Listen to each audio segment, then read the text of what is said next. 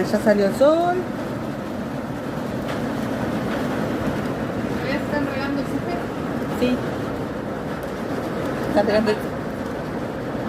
¿Fuiste a soltar al perro y no pagaste la granilla?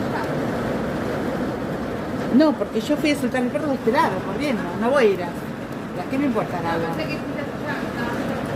No. Bueno. La milla pobrecita. Pero si yo abro no va... No va a venir. Allá está la milla, metida entre la rueda y el pasarrueda.